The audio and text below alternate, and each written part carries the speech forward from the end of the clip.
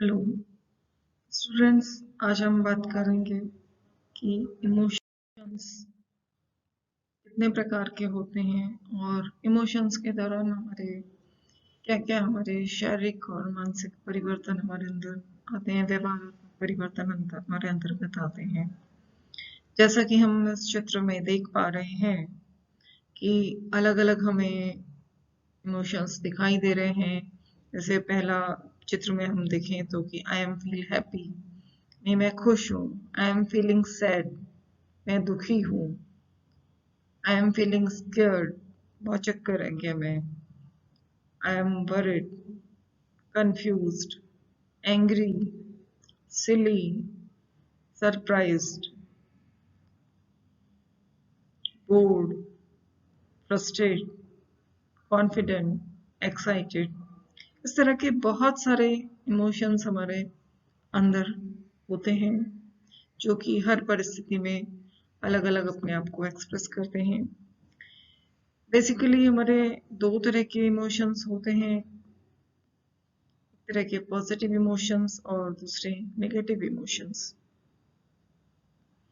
Positive emotions जो कि जिनसे हमें खुशी मिलती हो, हम अपने अंदर कुछ अच्छा फील करते हैं, वो हमारे पॉजिटिव इमोशंस होते हैं।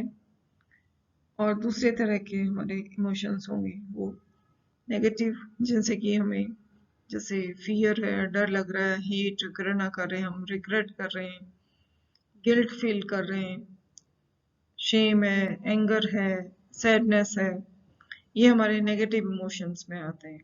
पॉजिटिव इमोशंस लव है, Joy, faith, hope, pride, empathy, happiness, ये सारे हमारे पॉजिटिव इमोशंस होते हैं। मार्क्स जो थे उन्होंने उत्पत्ति के स्रोतों और उनके उद्देश्यों के आधार पर अलग से वर्गीकरण किया। इसी तरह एप्स्टीन ने प्राइमरी और सेकेंडरी यानी प्राथमिक और द्वितीयक संवेगों का जो है वर्गीकरण किया। जैसे स्नेह है, प्रेम है, क्रोध है, ये हमारे प्राथमिक संवेग होते हैं। जैसे बच्चा है तो बच्चे में स्नेह, प्रेम, क्रोध शुरू से ही होता है। ईर्ष्या जो है वो सेकेंडरी इमोशन कहलाता है। इसी तरह पॉल एकमैन जो थे मनोवैज्ञानिक और उनके साथियों ने 6 प्रकार के बेसिक इमोशंस को पहचाना, जिसमें हमारे प्रसन्नता, हैप्पीनेस, उदासी, सैडनेस, क्रोध, एंगर, फियर, डर, आश्चर्य, सरप्राइज, डिस्गस्ट, ईर्ष्या या घृणा, ये 6 संवेग हमारे माने गए। कुछ और अलग अलग लोगों ने भी वर्गीकरण किया। सबसे पहले जैसे हमारे बात हम करते हैं प्रेम की, यानी लव, अफेक्शन। ये एक तरह का हमारा सकारात्मक संवेग है। ये एक व्यक्ति जब किसी दूसरे व्यक्ति, पशु या जगह, किसी भी उद्दीपक के प्रति अपनी लाइकिंग बताता है या उसका अट्रैक्शन बताता है, तो उसको हम इमोशनल जो कंडीशन होती है उसको लव या अफेक्शन की श्रेणी में मानते हैं। इस संवेग के अंतर्गत हमारा जो है फ्रेंडली रिलेशनशिप, सिंपैथी, दूसरों के साथ मदद करना, ये सब चीजें सम्मिलित होती हैं। प्रेम ऐसा संवेग है जो कि हमारे बचपन में ही शुरू हो जाता है। यह उन व्यक्तियों में ज्यादा विकसित हो जाता है जिन्हें अन्य व्यक्तियों से बदले में प्रेम मिलता हो, स्वयं दूसरों को प्रेम देने का मौका मिलता हो। जैसे घर में बच्चे जो हैं अपनी माँ के प्रति जो है पिता की अपेक्षा ज्यादा स्नेह दिखाते हैं, प्रेम दिखाते हैं। माँ के साथ क्योंकि उसकी जो इंटरेक्शंस होती हैं वो ज्यादा होती हैं, वो घनिष्ठ होती हैं। इसी आधार पर भाई बहनों में भी जो है एक दूसरे के प्रति जो सिबलिंग्स में प्यार दिखाया जाता है, वो एक दूसरे का साथ देते हैं, मिलजुल कर रहते हैं। एक बच्चा जो है दूसरे बच्चे के प्रति, जैसे हम कोई बच्चा चाहे वो पशु का है, पक्षी का है, किसी भी का भी है, माता पिता अपने बच्चों के प्रति प्रेम दिखाते हैं। हम फ्रेंड्स हैं, फ्रेंड्स का भी आपस में जो प्रेम दिखाया जाता है वो एक तरह से स्नेह या प्रेम हम उसे कह सकते हैं। दूसरा हमारा पॉजिटिव इमोशन आता है आनंद, यानी प्रसन्नता, उल्लास, यानी जॉय, एलेशन। ये भी एक तरह के पॉजिटिव इमोशंस होते हैं। जब आनंद की तीव्रता ज्यादा होती है हम उसको उल्लास कहते हैं, और जब उसकी तीव्रता में थोड़ी कमी होती है तो हम उसको खुशी कहते हैं, प्लेजर या हैप्पीनेस कहते हैं। बच्चों में आनंद जो है धीरे धीरे उसके मायने जो होते हैं वो अलग अलग हो जाते हैं। जैसे छोटा बच्चा है, वो पहले कोई चीज पकड़ना सीखता है तो वो उसके लिए उल्लास है। उसके शायद जब वो धीरे धीरे बैठना सीखा, चलना सीखेगा, तो वो सही ढंग से चल लेता है, तो वो उसके लिए आनंद की स्थिति है। जब बच्चा स्कूल जाने लगता है, तो जब बच्चा अपने आप अपनी कपड़े पहन लिया, या कहीं खेलते खेलते उसका कहीं हाथ अटक गया, उसको उसने निकाल लिया, पाँव फंस गया, उसको वहां से वो अगर निकाल लेते हैं तो बच्चों को आनंद मिलता है। बड़े बच्चे जो हैं, थोड़ा और बड़ा होने पर जब वो कोई अपना गोल बना लेते हैं, वो उनको प्राप्त हो जाता है, तो वो उसमें आनंद की अनुभूति करते हैं। जैसे जैसे बच्चा जो है अपनी एडल्टहुड की ओर बढ़ता है, वहां वे अपने आनंद को सामाजिक रूप से व्यक्त करना सीख जाते हैं। जब आनंद की अभिव्यक्ति में बच्चा जब होता है तब वो हंस करके खूब जोर जोर से खिलखिला करके हंसता है, लेकिन जब बच्चा जैसे जैसे एडल्टहुड में बढ़ता है तो वहां उसके सामाजिक रूप से अभिव्यक्त करने की जो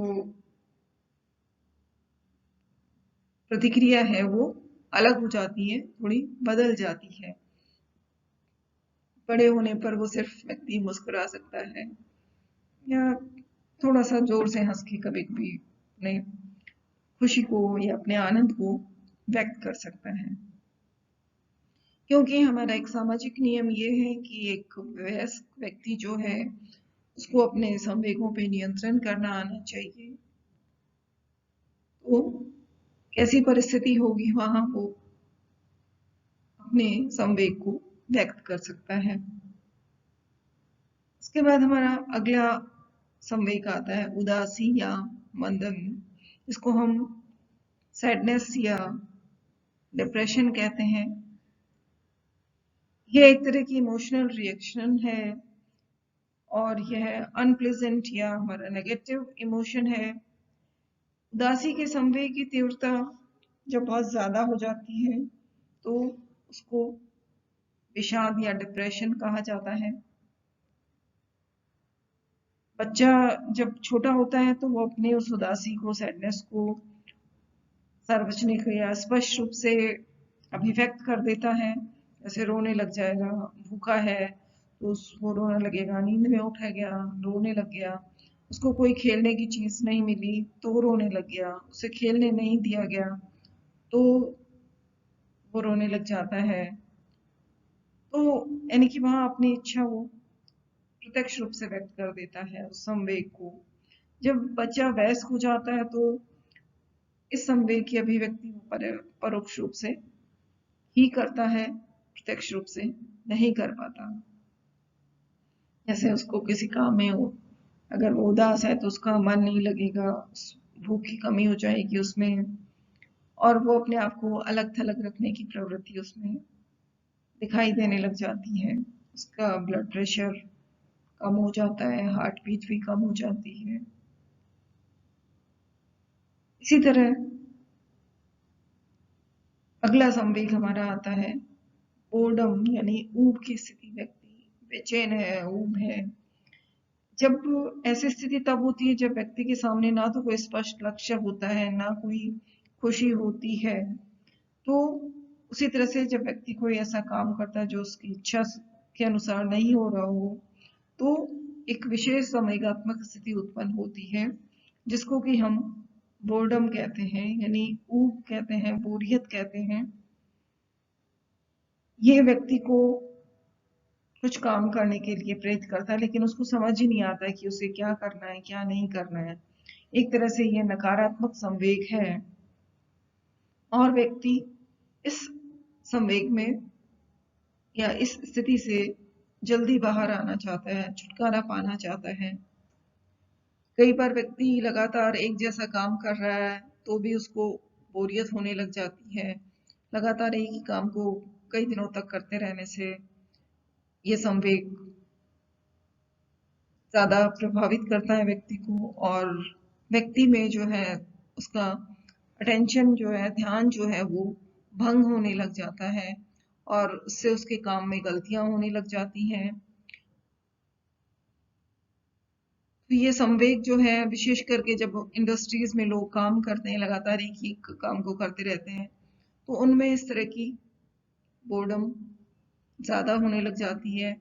और इसी तरह उद्योग मनोवैज्ञानिकों का मानना है कि व्यक्ति के काम में कुछ ना कुछ परिवर्तन होता रहना चाहिए जिससे कि उसको बोरियत नहीं हो और वो अपने काम को सही ढंग से कर सके और गलतियां नहीं हो।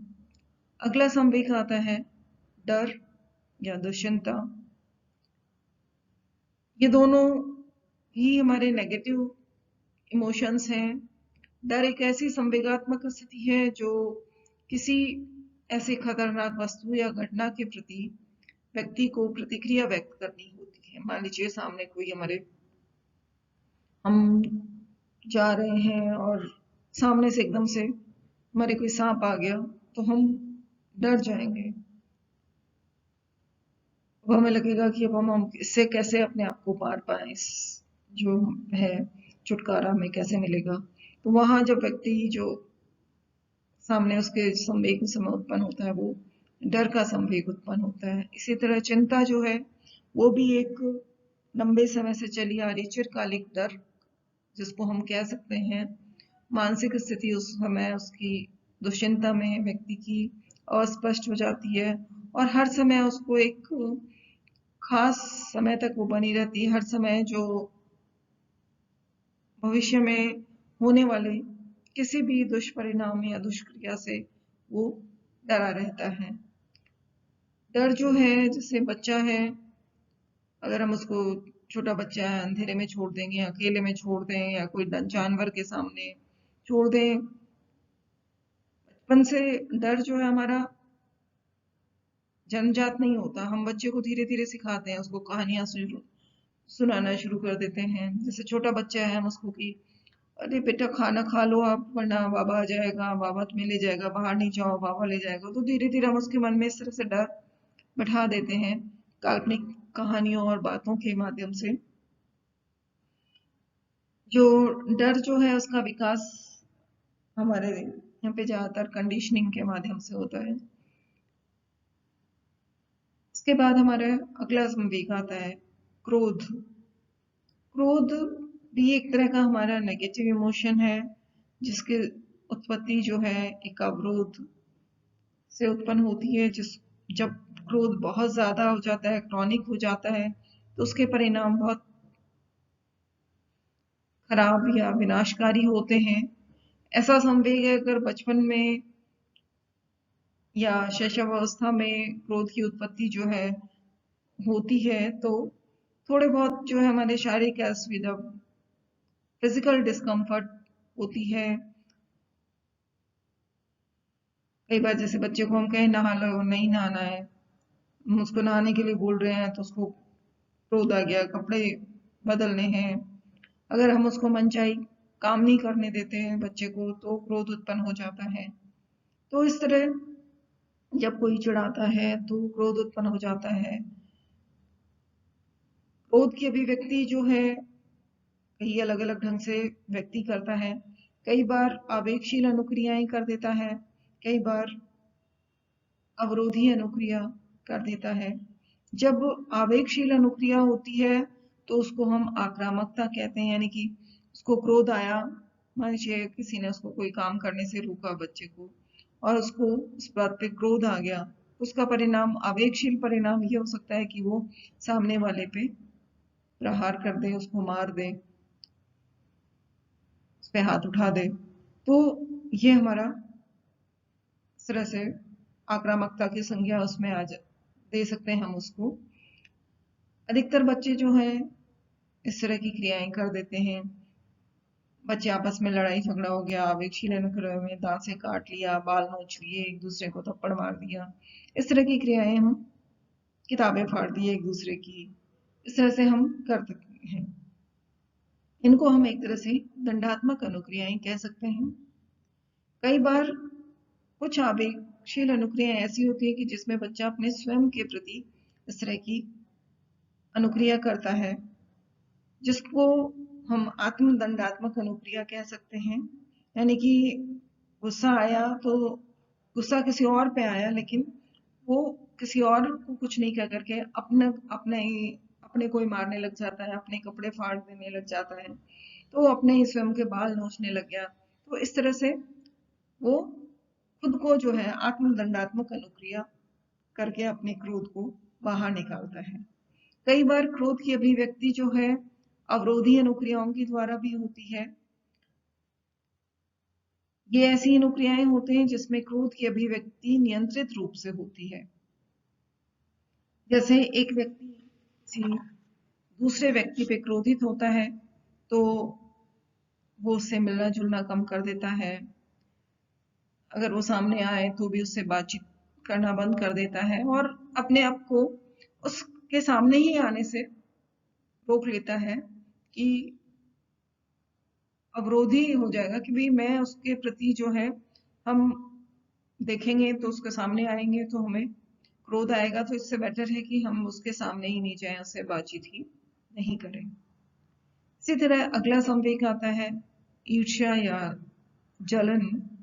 यह एक तरह का नेगेटिव इमोशन है, लेकिन बहुत जटिल संवेग है जिसमें डर और क्रोध दोनों मिल जाते हैं। जब व्यक्ति पहले से कोई उसको अफेक्शन मिल रहा है या उसमें उसको लग रहा है कि वो कुछ कमी हो रही है, जैसे घर में पहले बच्चा, बड़ा बच्चा है, फिर छोटे भाई या बहन का जन्म हो गया और घर वालों का ध्यान छोटे बच्चे पे ज्यादा है, तो वहां जो है उस बच्चे को लगता है कि मुझे पहले सब मेरे को ही प्यार करते थे और अब ये छोटा भाई या बहन आ गया है तो अब सबका ध्यान उसके ऊपर हो गया है और मुझे वो सब इग्नोर कर रहे हैं। तो ये एक काल्पनिक कभी कभी उसके मन में बैठ जाता है, तो उसको अपने छोटे भाई या बहन से ईर्ष्या होने लगती है। और जब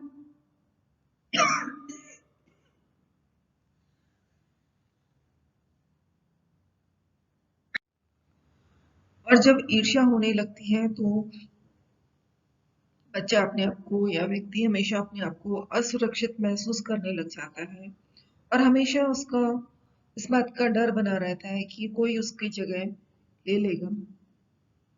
ये संवेग मूलतः सामाजिक होता है या कुछ सामाजिक परिस्थितियों में इस संवेग की उत्पत्ति होती है। जैसे बच्चे या अपने माता पिता से ज्यादा भाई बहन एक दूसरे के प्रति मन में आ गया कि भी एक को ज्यादा प्यार करते हैं, मुझे नहीं प्यार करते, तो ऐसी स्थिति में दूसरे भाई या बहन के प्रति हमें ईर्ष्या होने लग जाती है। कई बार क्लास में टीचर्स के प्रति बच्चों में हो जाता है कि टीचर एक या दो ही बच्चे पे ज्यादा ध्यान दे रहे हैं, उनको ज्यादा अफेक्शन दे रहे हैं, हमें नहीं दे रहे हैं। तो इस तरह से हम हमारे जो संवेग हैं निम्न प्रकार के होते हैं। अगले वीडियो में हम पढ़ेंगे संवेग के दौरान कौन कौन सी प्रतिक्रियाएं हमारी होती हैं। धन्यवाद।